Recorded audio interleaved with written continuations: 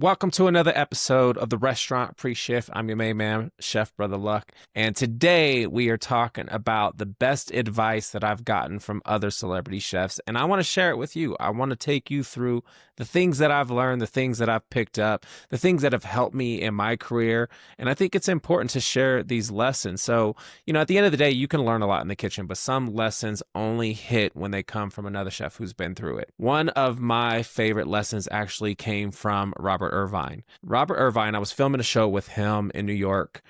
This is like a Chopped challenge, Restaurant Impossible collab. I don't know, it was some weird show that we were filming. And one of the things that Robert did that I really appreciate, and I've told him this many times every time I work with him as we do stuff around the country, Robert walked over to where we were all having lunch. And he sat down with us and he said, "All right, chefs, ask me anything you want." What I loved about that approach is he was extremely accessible and he was interested in helping us. And here you have four chefs, however many it was at the table, who were actually there. Our spouses were there. My wife, I remember Tina sitting next to me. We're sitting there and he listens to all of our stories and kind of our situations, where we're at, what we're going through, what's happening. And one of the things that Robert gave me in that moment was, I shared with him I had just started my restaurant. I had a restaurant called Street Eats at the time, and I was just trying to make it. I didn't know what I was doing. I was trying to figure things out. And Robert was the one who was like, "You need to pay yourself.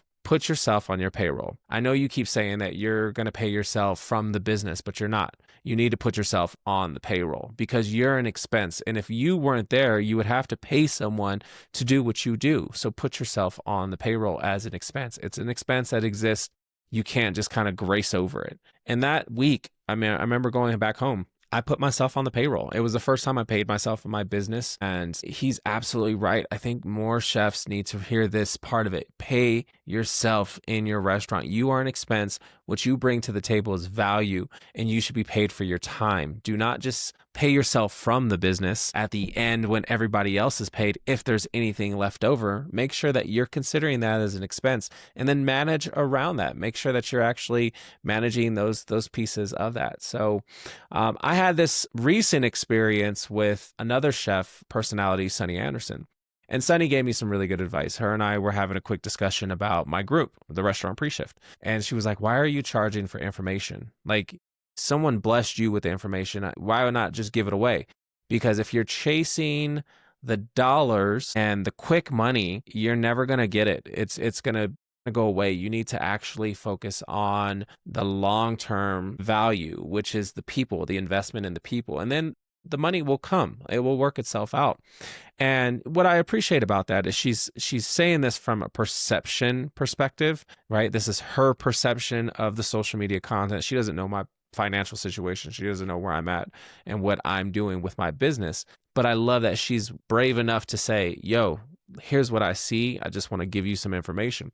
And she was right. I actually went back and talked to a few other individuals because I always consult. I run everything through a filter, and I ran that situation through my funnel. And I decided, like, I'm going to create my Skool course classroom as a free option, because I want to build my community. I don't want to take from people who are just trying to figure it out and, bogart the information that somebody gave me. I want to help you. I want to give you the things that I've learned over the course of 3 decades in this business, the things that they don't talk about, the things that you have questions on. So we've essentially created this community on Skool to open it up. And what I did after I opened it up as a free membership is I went back and I actually opened up 2 of my courses that I have in there. One for menu psychology, how your customer reads your menu, how they think about your menu, how you should be writing your menus, and also the restaurant reset, 10 lessons every restaurant owner should be doing to kind of refocus themselves to ensure that they're making profit first and foremost, because that's what it is. It's a business and we need to be thinking about that.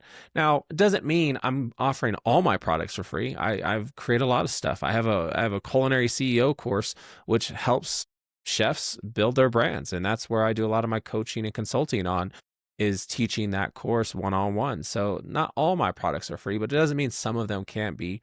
Some that could help. And then every day I'm going in there and I'm posting new content. Today, right? Today's a perfect example. I went in there today.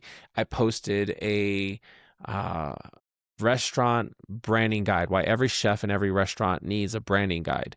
And then I shared my branding guide that I had and like a story from like how I had to go back to my branding guide and revisit it because over the years we've deviated from that. New hires, new menus, new leadership, like we've just strayed away from the original intention. And I had to share that. And what I love the most is like immediately another chef gets on there and he posts his branding guide of like the things that he's doing with his own business. So we're creating a community of conversation. And as soon as I made that transition to like transition into free, like the community just started growing. So I hope that you join me in that because that's going to be something really cool. That's just powerful. Now, I've had the pleasure of being on a lot of shows, been in, the chef world for a number of years. And one of the things that comes with that is actually access. You get a lot of access to different events because you get invited. You get invited as a personality, you get invited as a collaborator, you get invited as a guest. One of my favorite moments that I think about is actually being at Aspen Food and Wine. Now, I used to always like dream of going to Aspen Food and Wine. Like it was like, oh my God, it's so prestigious. I want to go. I want to go. And it was so funny. My first year at Aspen Food and Wine was actually filming Top Chef. And when I was on Top Chef Colorado, our final like week and a half, 2 weeks there was actually in Aspen. We were there for the finale. So they were like, you guys can't leave the hotel. Like we want to make sure that you're keeping everything a secret. And of course, you've got 15 chefs who are like, we're going to Aspen Food and Wine. So we snuck out every day. And we just got lost in Aspen. Aspen's a very small town. And one of the things that I loved about that was I got to kind of figure out how Aspen works, how the festival works, and I got to network and I got to meet a lot of amazing people. And throughout that process, eventually one year I ended up getting invited to the Top of the Mountain party, my first time going to the Top of the Mountain, which is a huge party. So many celebrities, all the big name chefs who are invited there as speakers and panelists are up there, and Food and Wine hosts such an amazing event. And I remember being so insecure about going up to this Top of the Mountain party. And I was riding this 15-minute gondola ride up. I only had one ticket. I only had access for one person. I was so nervous. And as I rode up to the top, I was unsure of myself. And I remember like walking off the gondola and like feeling like I don't fit in and I don't know who I'm going to talk. And even though I know so many of these people and I've worked with so many of these people, I remember just feeling super insecure. And I ran into Marcus Samuelson. And Marcus has been someone who's always been so clear with me and given me such good directive and insight, since I was a teenager. He's always been very, very helpful when I ask a question. And I ran into Chef and I was like, hey, Chef, I'm just feeling a little uncertain about myself being here. And he goes, brother, I want you to look around. He goes, we're standing on the top of a mountain. We're standing on the top of a mountain right now. And it doesn't matter how any of these people got to the top of this mountain. Right? Everyone rode the gondola, but it doesn't matter how they got to the invite.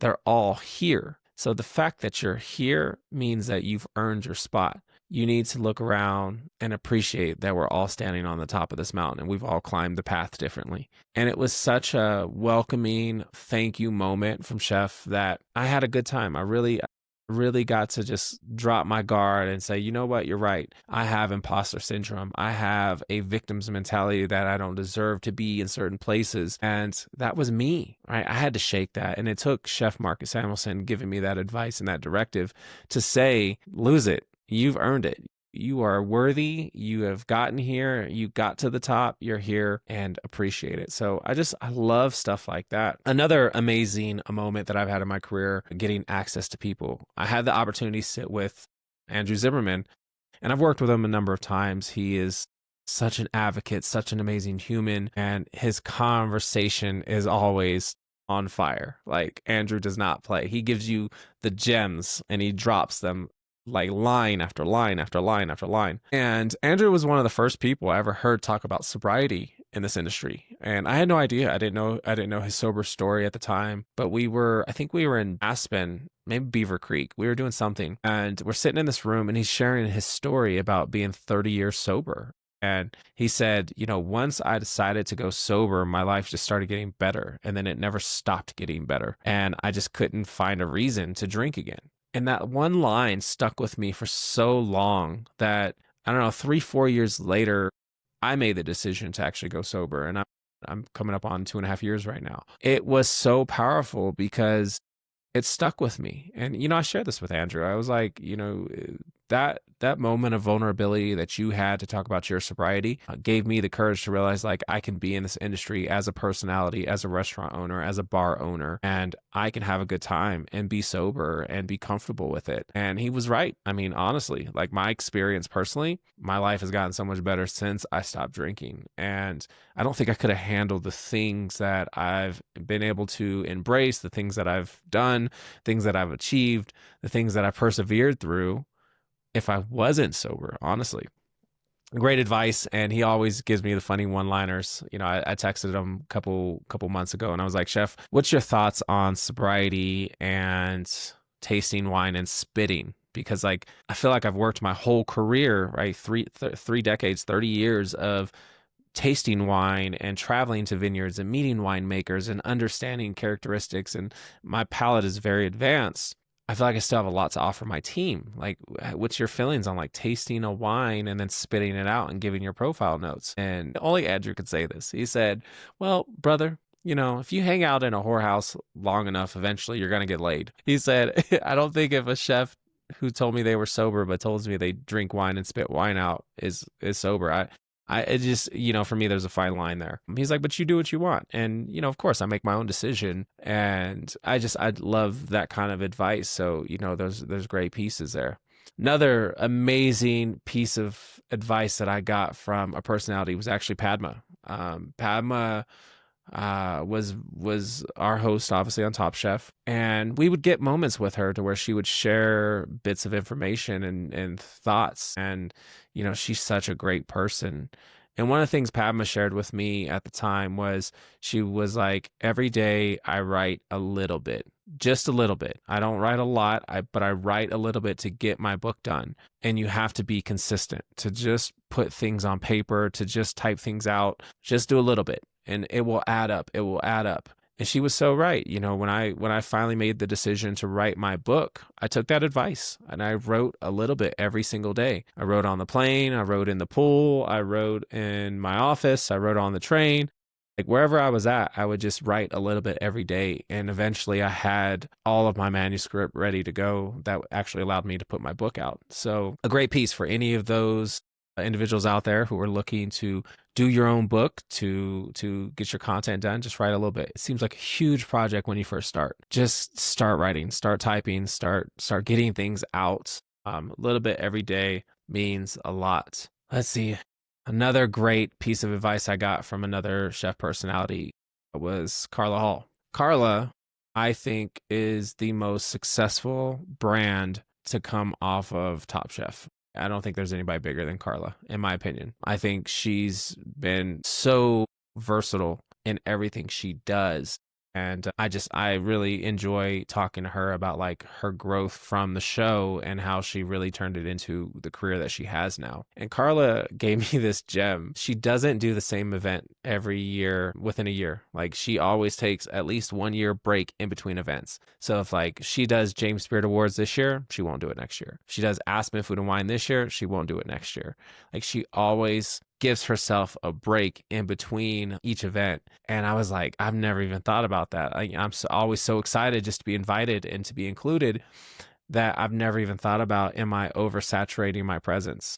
And I love that gem from Carla. So some amazing pieces of information. I think, when we start talking about this kind of stuff, it's helpful. So what's your favorite piece of advice that you've gained from a chef? What's something that, that has helped you in your career that you could share with another chef? I love that we're starting this conversation today in the restaurant pre-shift. That's what I felt like talking about today. So I hope that you guys kind of, I'm going to give you a piece of advice from me, right? From Brother Luck to you. This is my piece of advice to you for anybody who's watching. And I hope you take this with so much seriousness because this is what I've learned. The real work is actually in front of a camera, behind a microphone, or in front of an audience. You have to be able to talk. You have to be able to present. You have to be able to entertain and educate. If you can't do those things, you're only great at your craft. It's not enough. You're going to make your real money being able to do this part. So when I was on any of these shows, I always knew the real work wasn't in the kitchen. It was actually in the interview room. that's where I was going to make my impact. That's where I was going to share my message. That's where I was going to make sure that I was heard and my voice was very relevant, and I was reaching millions and millions of people behind that camera. So that's my advice to you. Appreciate y'all coming through for the restaurant pre-shift. I'm gonna wrap it at this point because I gotta get to my next meeting, but so excited. If you haven't joined our Skool community, click below. Links in the bio. Come check it out. Lots of free content. I'm teaching so much stuff for free. Join it, subscribe, and then share this YouTube, man. I'm having fun just recording these in my office before I get into the restaurants and before I'm on the road doing all my crazy stuff. And I hope that this information helped you out today. So that's some information that I've gained from celebrity chefs, and then I gave you a gem from me to you. So appreciate y'all. Peace.